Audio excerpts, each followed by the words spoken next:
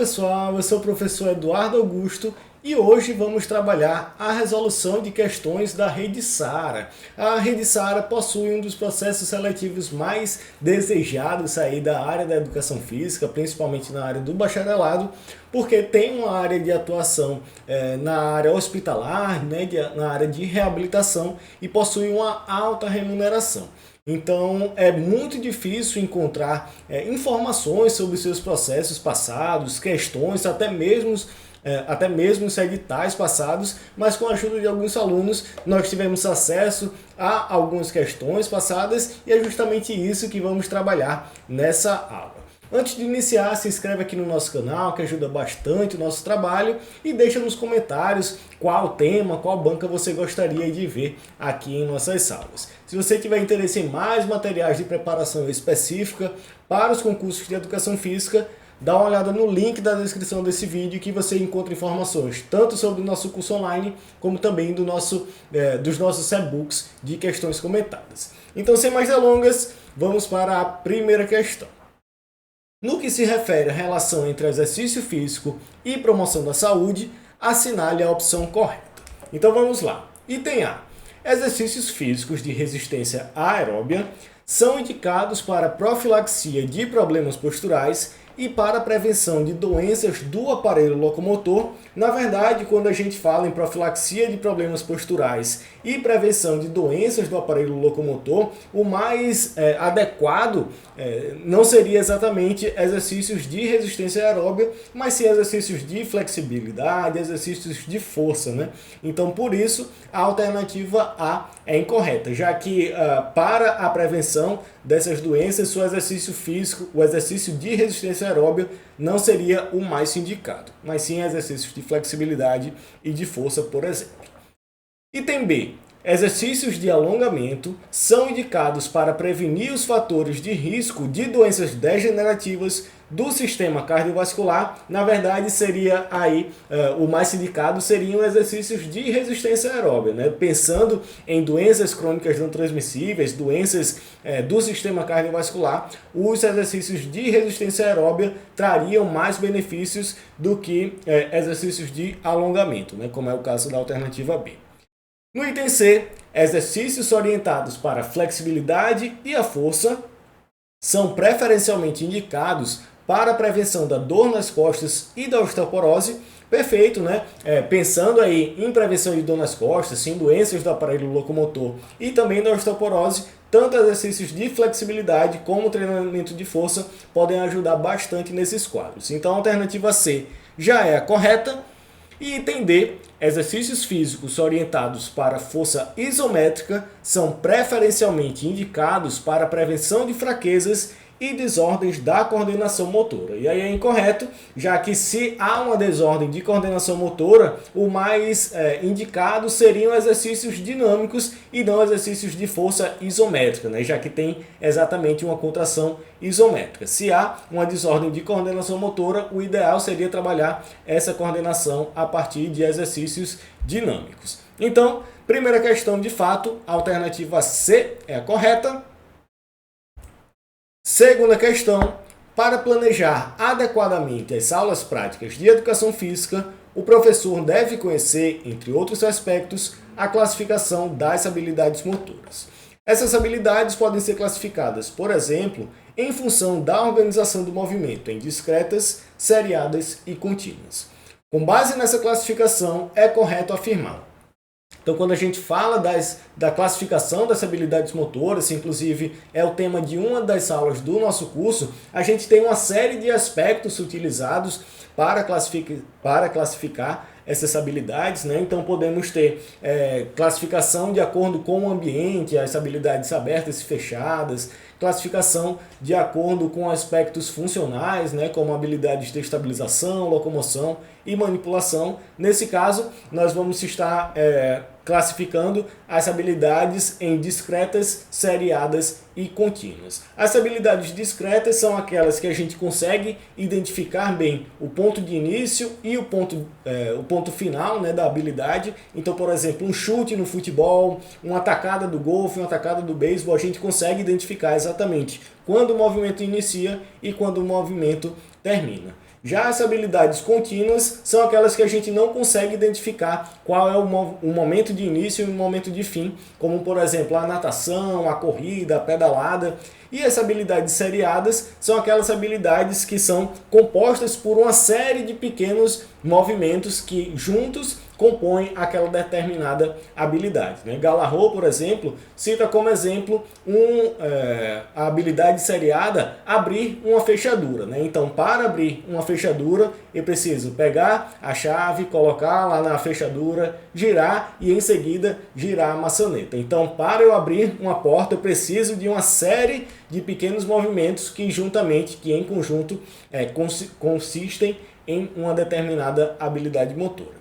Dito isso, vamos para as alternativas. Item A. Arremessar um dardo e pedalar correspondem a essas habilidades discreta e seriada, respectivamente, quase toda correta. Arremessar um dardo realmente é uma habilidade discreta, porém pedalar seria uma habilidade contínua. Item B. Pegar uma bola arremessada e nadar corresponde a habilidade discreta e contínua. Perfeito, né? Quando a gente pega uma bola arremessada, a gente tem o início e o fim bem definido, então realmente é uma habilidade discreta, e o nadar é realmente uma habilidade contínua, um movimento cíclico, né? Então, item B já é o correto. Item C, patinar no gelo e dirigir um automóvel corresponde a essa habilidade seriada e contínua. O patinar no gelo seria uma habilidade contínua, na verdade, enquanto dirigir um automóvel é uma habilidade seriada, né? A gente tem uma série de pequenas etapas que constituem o dirigir um automóvel. Ligar o carro, passar a marcha, acelerar, frear e assim por diante. Item D, remar e levantar-se da posição sentada corresponde a essa habilidade seriada e discreta. Na verdade seria contínua, né? O remar seria uma habilidade contínua e o levantar-se de uma posição sentada seria realmente uma habilidade discreta. Então, segunda questão, de fato, a alternativa B é a correta. Na terceira questão, existem 3 sistemas energéticos no corpo humano que suprem a energia necessária durante o esforço físico. Os sistemas ATP-CP, glicolítico e aeróbio. Em relação à contribuição relativa desses sistemas energéticos durante o exercício físico, assinale a opção correta. E aí um tema clássico da fisiologia do exercício, né, as vias sinergéticas. Inclusive, um dos bônus do nosso curso é justamente o mini curso de fisiologia simplificada para concursos, onde a gente trabalha através de 5 aulas, cada um dos principais sistemas do nosso corpo a partir da fisiologia do exercício, né? Nesse caso, seria a bioenergética, que é inclusive a primeira aula do nosso mini curso. Nesse caso, vamos trabalhar justamente essas vias sinergéticas, sistema ATP-CP, glicolítico e aeróbio.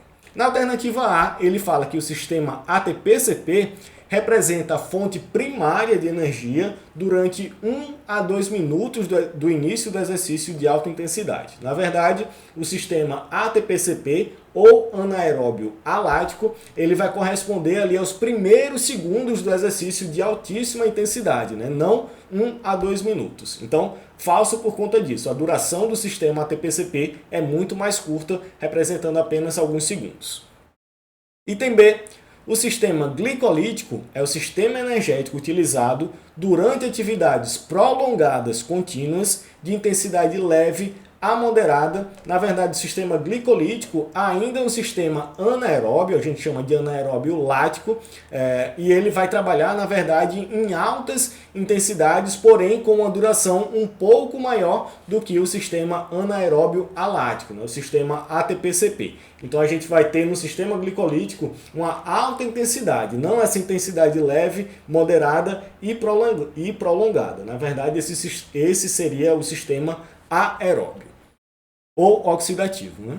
Item C, o sistema energético aeróbio utiliza tanto carboidratos como lipídios como fonte de energia. Perfeito, no sistema aeróbio ou oxidativo, a gente utiliza oxigênio nas reações e quebra por completo tanto moléculas de carboidrato, né, de glicose, como também moléculas de lipídios. Então, a alternativa C é correta. E item D, o sistema energético aeróbio é utilizado se o sistema ATP-CP não consegue dar suporte ao exercício físico. Na verdade, o que seria mais relacionado à ineficiência do sistema ATP-CP seria o sistema glicolítico, né? Eles são bem relacionados ali. A partir do momento que a gente tem uma falha do sistema ATP-CP, normalmente a gente vai ter uma predominância do sistema glicolítico. Então, de fato, terceira questão, a alternativa C é a correta. E aí, falando de vias energéticas, é interessante ressaltar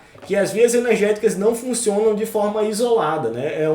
É um momento contínuo ali do nosso corpo buscando essa energia para realizar os exercícios. Então a gente pode ter sim uma interação entre o sistema ATP-CP, entre o sistema glicolítico e entre o sistema aeróbio. Não são interruptores que funcionam de forma independente, né? A gente realmente tem uma interação entre eles e dependendo do exercício, dependendo da intensidade e da duração, a gente vai ter uma predominância de cada um desses sistemas, mas não funcionam de forma isolada. Quarta questão, em uma extensão de cotovelo, o músculo tríceps braquial é motor primário.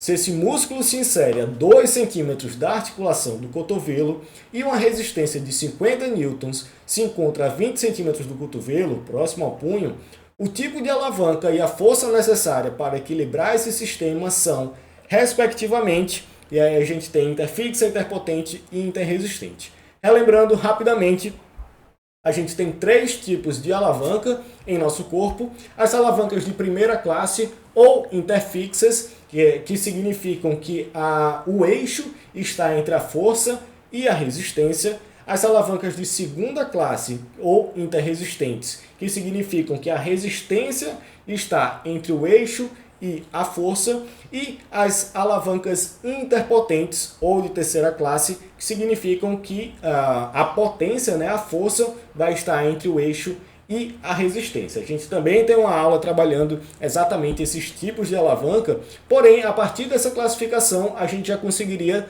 responder tranquilamente essa questão. Quando a gente fala da alavanca de uma extensão do cotovelo, né, a gente vai ter o eixo, a articulação do cotovelo, o músculo do tríceps braquial com uma força e o peso que vai estar ali próximo ao punho, a resistência. Então a gente vai ter o eixo entre a força e a resistência. A articulação do cotovelo entre a força, que é a inserção do músculo do tríceps, e a resistência, que é o peso que eu estou segurando. Dito isso, a gente já conseguiria resolver a questão, é uma alavanca interfixa, mas a gente precisa ainda calcular aí qual é essa resistência, né? Para calcular essa resistência, a gente vê que no enunciado ele fala que ele quer o tipo de alavanca e a força necessária para equilibrar esse sistema. Se ele quer equilibrar o sistema, isso quer dizer que a força que a gente tem de um lado, o torque que a gente tem de um lado do eixo, vai ter que ser exatamente igual ao torque, a força que a gente vai ter do outro lado do eixo, né? Com isso a gente vai ter um equilíbrio. É o mesmo exemplo da gangorra, né? A gente vai ter, para deixar a gangorra equilibrada, vai ter o mesmo torque de um lado e o mesmo torque do outro. O torque dos dois lados tem que ser iguais. Nesse caso, para calcular o torque de um lado e do outro lado, a gente usa a fórmula força vezes a distância. Então, nesse caso, eu coloquei a imagenzinha aqui, o eixo, que é a articulação do cotovelo, 2 centímetros de distância, que é a inserção do tríceps, foi um dado que a questão me deu, 20 centímetros de distância está a resistência de 50 newtons. Com isso, a gente vai fazer força vezes a distância de um lado e tem que ser igual a força vezes a distância do outro lado. Nesse caso, vamos ter a força de um lado, que é o que a gente quer saber, vezes os 2 centímetros, tem que ser igual a 50, que é a força que está do outro lado, vezes os 20 centímetros, que representa aí a distância do eixo até onde a força está localizada. Feito esse cálculo, nós temos que a força que o músculo do tríceps tem que empregar para deixar o sistema equilibrado é de 500 newtons, só confirmando aí a alternativa A como a correta, né? Então a gente vai ter, nesse caso, uma alavanca de primeira classe ou interfixa, gerando 500 newtons de força para deixar o sistema equilibrado. E para finalizar, a quinta questão, sabendo da importância de se conhecerem e se utilizarem corretamente termos técnicos, assinale a opção correta acerca dos termos testar, medir e avaliar. Na alternativa A, o termo medir significa determinar quantidade, extensão ou grau de determinado atributo. Perfeito, né? O termo medir vai estar relacionado a essa quantidade, a uma extensão, vai estar muito relacionado a um número, né? O termo medir vai ser diretamente relacionado a expressar um número, um determinado valor ali, que pode ser uma quantidade, uma extensão ou um grau. Então a alternativa A já é a correta. Quando a gente fala em medir, a gente vai ter uma quantidade, um número propriamente dito. Então a alternativa A já é a correta. No item B, ele fala que o resultado do medir é expresso de várias formas, do que decorre sua flexibilidade e importância. Na verdade, o resultado do medir vai ser expresso em um número. Então a gente mede o tamanho de alguma coisa, o grau de alguma coisa, a quantidade de alguma coisa. Quando a gente tem uma flexibilidade maior, a gente vai ter um teste, né? A gente vai ter o teste, ele vai ser muito mais flexível porque ele vai ter o seu determinado padrão, que não necessariamente precisa ser um número, como seria o caso do medir. Então, por isso a alternativa B é falsa, já que o resultado do medir não é expresso de várias formas, apenas como um número. Item C, enquanto medir é um processo quantitativo, avaliar é uma coleta de dados qualitativo. Na verdade é falso, o medir realmente é um processo quantitativo, porém o avaliar vai ser um julgamento das informações que eu tenho, uma interpretação da coleta de dados, tanto quantitativa como qualitativa. Então, o avaliar não vai ser somente uma coleta de dados. A gente vai coletar dados quantitativos e qualitativos e a partir desses dados a gente vai fazer um julgamento, vai fazer uma interpretação. Por isso, o item C é falso. Item D. Testar caracteriza-se como uma ação mais ampla que medir, sendo por isso o recurso mais utilizado, na verdade é o oposto, né? O testar pode ser um dos instrumentos utilizados para medir alguma coisa. Então o medir acaba sendo mais amplo do que o testar. O testar pode ser utilizado como uma forma de medição, mas a medição não pode ser utilizada como um teste propriamente dito. Então o medir vai ser mais amplo do que o teste nesse caso. Então, quinta questão, de fato a alternativa A é a correta, o termo medir vai significar determinar quantidade, extensão, o grau ou o grau de determinado atributo. E com isso finalizamos essa nossa aula trabalhando algumas questões da Rede Sara. Se tiver qualquer dúvida, deixa aqui nos comentários do YouTube, fala com a gente lá no Instagram, @concurso-cdfísica ou pelo nosso e-mail, contato@concurso-cdfísica.com. E se tiver interesse em mais materiais de preparação para os concursos de educação física, dá uma olhada nos links na descrição desse vídeo. Então é isso, muito obrigado e até a próxima.